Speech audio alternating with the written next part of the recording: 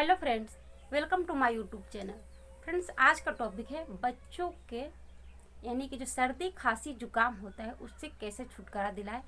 सर्दी खांसी जुकाम, बच्चों के घर घर का आवाज़ आना, कफ हो जाना, इन सब चीज़ों पे आप इस घरेलू उपाय को आजमा सकते हैं। वीडियो को यदि फर्स्ट बार देख रहे हैं तो वीडियो को लाइक कीजिए, चैनल पर फर्स्ट बार तो सब्सक्राइब करके बेल आइकन को हिट कीजिएगा और ऑल पे भी क्लिक कीजिएगा। चलिए वीडियो स्टार्ट करते हैं।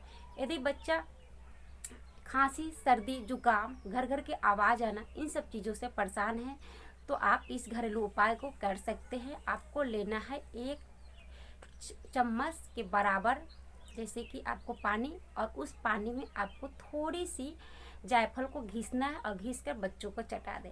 इससे सर्दी खांसी जुकाम में काफ़ी मदद मिलता है। घर घर का आवाज़ आ रहा, बच्चा रात में सही से नहीं सो पा रहा, अच्छा नींद भी आएगा, काफ़ी समस्याओं को ठीक करता है। जायफल बच्चों के लिए काफ़ी फायदेमंद होता है।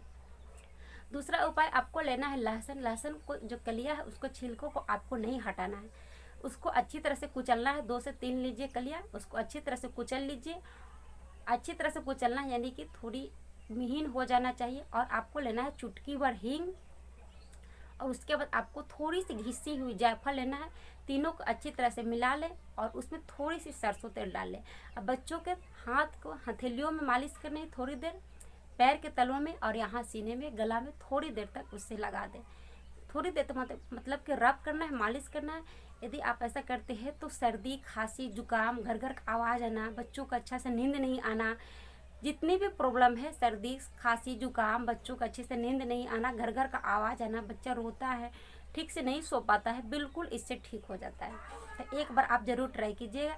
चैनल पर फर्स्ट बार है तो सब्सक्राइब करके बेल आइकन को हिट कीजिएगा रेगुलर अपडेट के लिए। मिलते हूँ अगले नेक्स्ट वीडियो में, तब तक के लिए थैंक्स फॉर वॉचिंग।